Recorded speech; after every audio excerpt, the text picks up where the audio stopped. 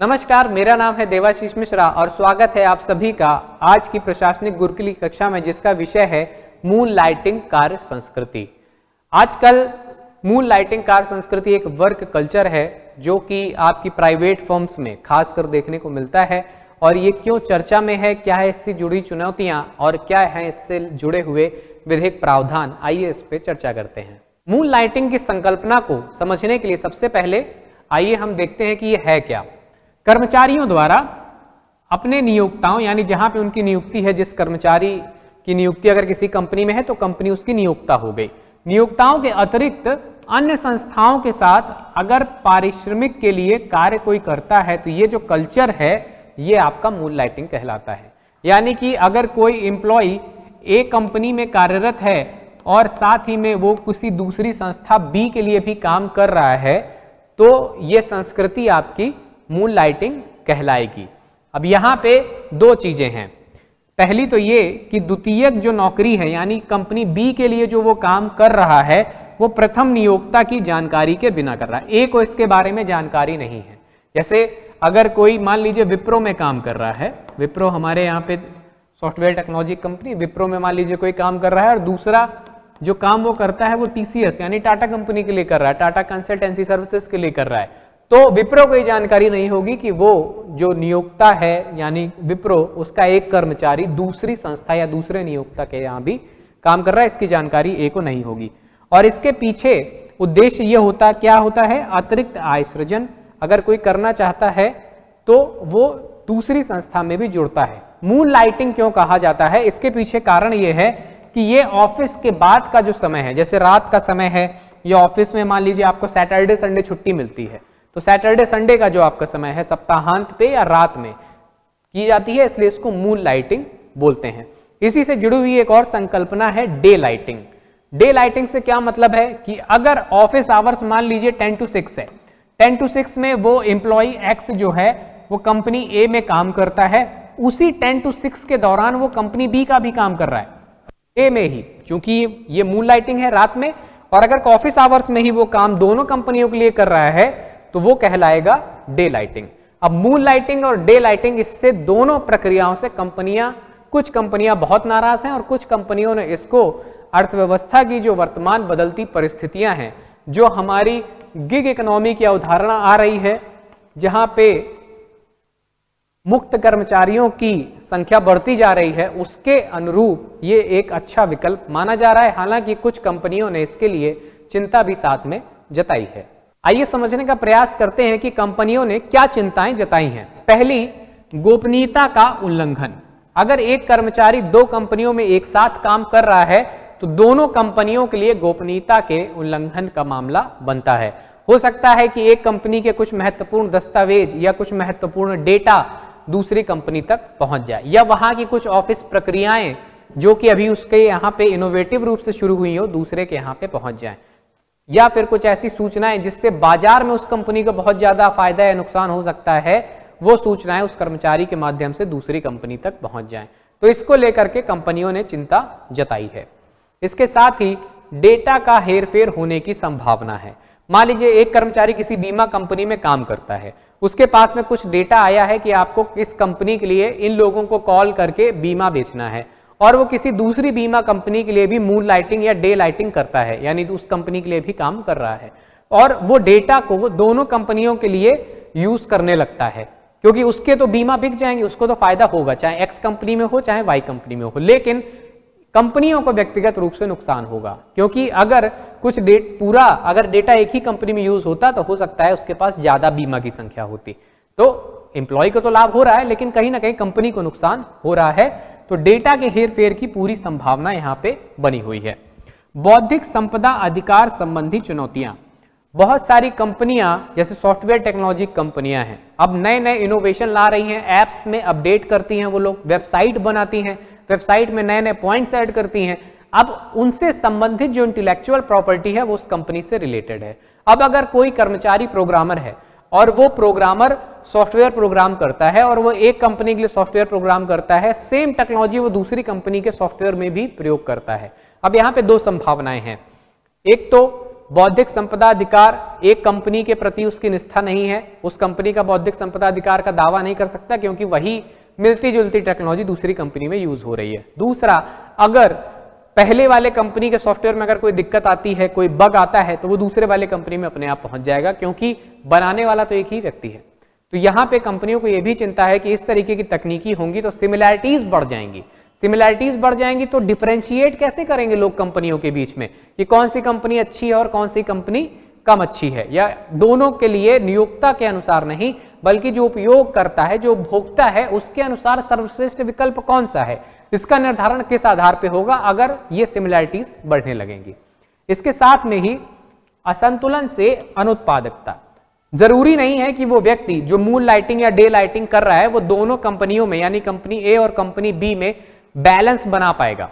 कई बार इसका काम ज्यादा होगा, कई बार इसका काम ज्यादा होगा, और अगर दोनों का काम एक साथ कभी ज्यादा आ गया तो वहां पे असंतुलन होगा और अनुत्पादकता बढ़ेगी, उस कर्मचारी की अनुत्पादकता बढ़ेगी जिससे कंपनी को नुकसान पहुंचेगा, नॉन प्रोडक्टिव हो जाएगा वो एम्प्लॉय। तो इसलिए भी कंपनियों ने बोला है कि ये प्रवृत्तियां ठीक नहीं है। इसके अलावा परिचालन खर्च में बढ़ोतरी।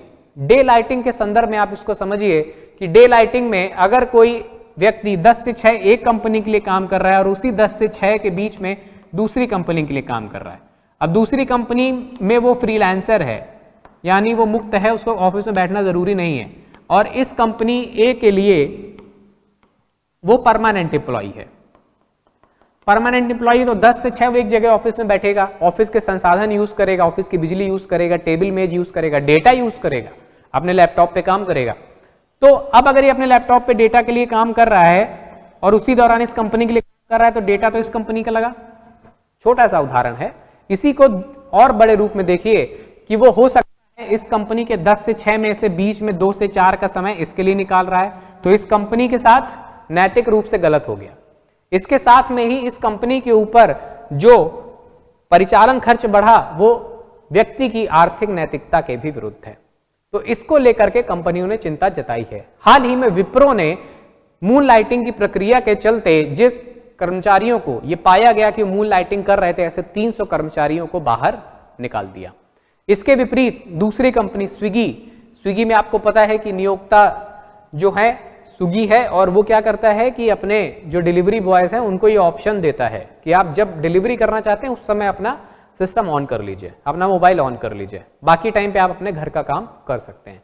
तो स्विगी ने लेकिन इस प्रक्रिया के विरुद्ध बोला है कि अगर कोई अतिरिक्त आय का सृजन चाहता है और अपना उत्थान करना चाहता है, उन्नयन करना चाहता है, तो वो ऐसी प्रक्रिया कर सकता है। स्विगी को उससे कोई दिक्कत नहीं है। अब यहाँ पे कंपनी के स्तर पे आपको विभेद समझना होगा। स्विगी बौद्धिक संपदा अधिकार से जुड़ी कंपनी नहीं है, लेकिन अगर वहीं विप्रो है तो विप्रो बौद्धिक संपदा अधिकार से जुड़ी कंपनी है, वो सॉफ्टवेयर बनाती है, स्विगी केवल खाना डिलीवरी कर रही है। तो कंपनियों में भी अलग अलग स्तर हैं। हमें दोनों कंपनियों की नीतियों को एक साथ नहीं देखना चाहिए। दोनों कंपनियों के कोड ऑफ कंडक्ट अलग हैं, एम्प्लॉय कोड अलग हैं, तो हर कंपनी की अपनी अलग अलग डिमांड हो सकती है।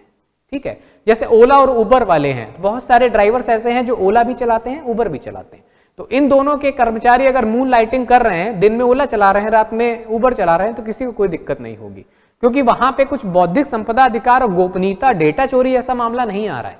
लेकिन यही चीज अगर टीसीएस, विप्रो या ऐसी कंपनियों के साथ में होगी तो उनको दिक्कत अनिवार्य रूप से होना है, और ये चिंताएं कंपनियों ने हालांकि इस समय जताई है। व्यक्तिगत स्तर पे मून लाइटिंग या डे लाइटिंग एक अच्छा विकल्प दिखता है, और ये संस्कृति हाल ही में बहुत ज्यादा बढ़ी है। क्यों बढ़ी है, इसके क्या कारण है? महामारी के दौरान जो डेस्क जॉब करने वाले थे, यानी जो 10 से 6 ऑफिस में बैठने वाले लोग थे, उनके पास महामारी के दौरान बहुत अतिरिक्त समय था। ऑफिसेज बंद हो गए थे, घर में बैठे हुए थे, तो उनके पास में दूसरे कंपनी या ऐसी कंपनी जिसके पास में उस समय काम है, उसके लिए काम करना उन्होंने उचित समझा। क्यों? क्योंकि वहां से उनको अतिरिक्त आय हो रही थी और नए कौशल उनको सीखने को मिल रहे थे।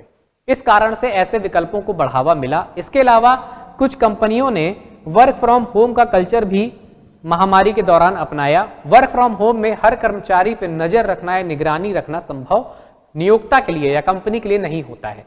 ऐसे में इन सभी कारणों ने मिल करके मून लाइटिंग कार्य संस्कृति को बढ़ावा देने का काम किया।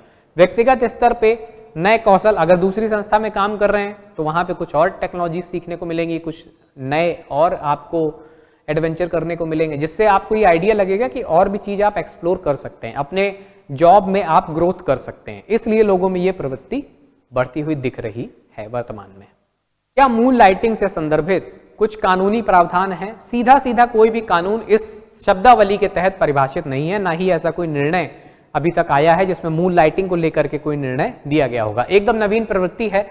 इस कारण से नियोक्ता कंपनी, हालांकि कैसे फिर इनको हैंडल किया जाए, तो अभी क्या प्रावधान है जिसके माध्यम से इस तरीके की जो प्रक्रियाएं होती हैं, इस तरीके के जो प्रोसेस हो रहे हैं मून लाइटिंग जैसे, उनको कैसे रोका जा सकता है? तो एक तो ये कि जो नियोक्ता कंपनी है वो अपने नियुक्ति अनुबंध में, यानी जो एग्रीमेंट करती है कर्मचारी के साथ में, जब वो ज्वाइन करता है तो उसमें ये मून लाइटिंग को प्रतिषेध कर दे, ठीक है, या फिर जो उनका कोड ऑफ कंडक्ट है उसमें इस चीज को प्रतिषेध कर दिया जाए कि नहीं, कोड ऑफ कंडक्ट में लिखा है कि आप मून लाइटिंग नहीं कर सकते हैं, या फिर जो उनका एम्प्लॉय कोड है उस एम्प्लॉय कोड में ही ये प्रावधान डाल दिया जाए कि कोई भी एम्प्लॉय यहां पर मून लाइटिंग नहीं कर सकता है। इसके माध्यम से कानूनी प्रावधान बनाया जा सकता है, लेकिन अभी ऐसा कुछ कंपनियां अपने नियुक्ति अनुबंध में कर रही हैं। अब अगर कर्मचारी के नियुक्ति अनुबंध में ऐसी शब्दावली का प्रयोग है या ऐसा लिखा गया है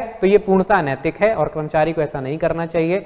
लेकिन अगर ऐसा नहीं है, ना ही ऐसा कहीं कंपनी ने लिखा है और कोई कर्मचारी ऐसा कर रहा है, मून लाइटिंग की प्रक्रिया में संलग्न है, दूसरी कंपनी के लिए काम कर रहा है, तो उसमें कहीं भी कोई अनैतिकता नहीं है, क्योंकि उसके ऊपर कोई भी लीगल बाउंडेशन कंपनी ने एग्रीमेंट में ज्वाइनिंग के समय नहीं डाला था। दूसरा, भारत में किसी भी कानून में मून लाइटिंग अभी तक परिभाषित नहीं की गई है।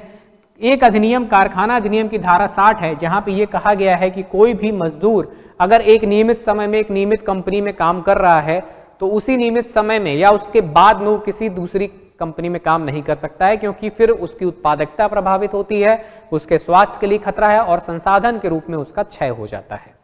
इसके अलावा राज्य कुछ विशिष्ट नियम बना सकते हैं जो कि दोहरे रोजगार को प्रतिबंधित करें, यानी दो जगह काम नहीं कर सकते हैं। जैसे सरकारी सेवाओं से जुड़े कर्मचारी, उनके लिए राज्यों के विशिष्ट नियम आपके बने हुए हैं। इसके अलावा रोजगार से संबंधित कई सारे कानून हैं, उनसे संबंधित न्यायालय, रिट संबंधित न्यायालय और श्रम न्यायालय। अगर किसी नियोक्ता के श्रम संबंधी अधिकारों का उल्लंघन होता है तो वो इन न्यायालयों के माध्यम से भी अपील कर सकता है।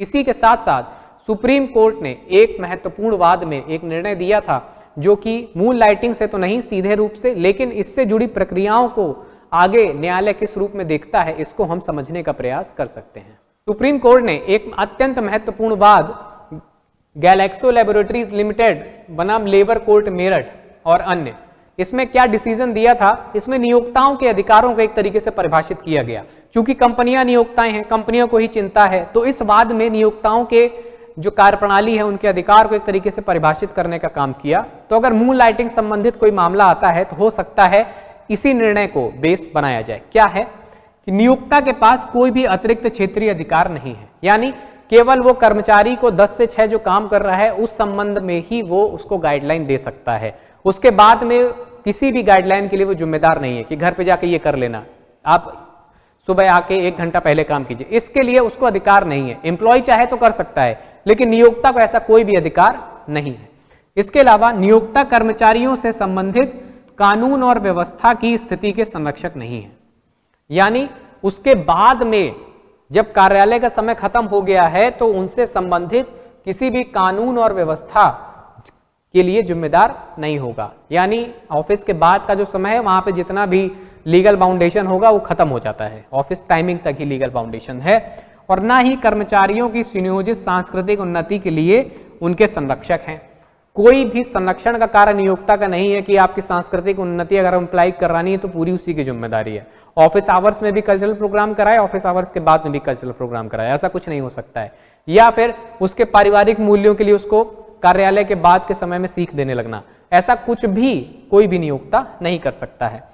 काम के घंटों के अतिरिक्त काम करने वालों के व्यवहार को नियमित करने की शक्ति भी नियोक्ता को नहीं है। यानी अगर वो मून लाइटिंग कर रहा है, रात में किसी और के लिए काम कर रहा है, तो नियोक्ता कोई मतलब नहीं है। वो 10 से 6 आपका काम करके गया है, उसके बाद क्या कर रहा है आपको उससे कोई मतलब नहीं है। ऐसा होने पर, अगर ऐसा होता है उसके बाद में भी उसको काम करना पड़ रहा है, तो सेवा संबंधी जो अनुबंध है, यानी जो ज्वाइनिंग के समय एग्रीमेंट हुआ था सर्विसेज का, वो किस में कन्वर्ट हो जाएगा? दासता संबंधी अनुबंध में निम्नीकृत हो जाएगा, डिग्रेड हो जाएगा, ऐसा सर्वोच्च न्यायालय ने कहा था। और कर्मचारी अपने मामलों की व्यवस्था करना स्वयं चुनेगा और इसके साथ साथ वह नियोक्ता के काम के घंटों से परे पूर्णतः स्वतंत्र है। वो स्वतंत्र है, वो चाहे तो काम कर सकता है, ये उसका निर्णय होगा क्योंकि वो स्वतंत्र है कि उसी कंपनी के लिए और काम कर दे। हो सकता है वो इंसेंटिव के लिए काम करे, या फिर हो सकता है उसको अलग से कुछ पैसा मिलता हो, कुछ अतिरिक्त सेवाएं मिलती हो, उसके लिए वो काम करे। वो विकल्प चुनने के लिए वो स्वतंत्र है, नियोक्ता उसके ऊपर दबाव नहीं बना सकता, नियोक्ता का ये अधिकार क्षेत्र नहीं होगा। तो ये एक महत्वपूर्ण वाद है जो मून लाइटिंग का अगर कोई मामला आगे आएगा तो इसी वाद के आधार पर इसका निर्णय लिया जाएगा।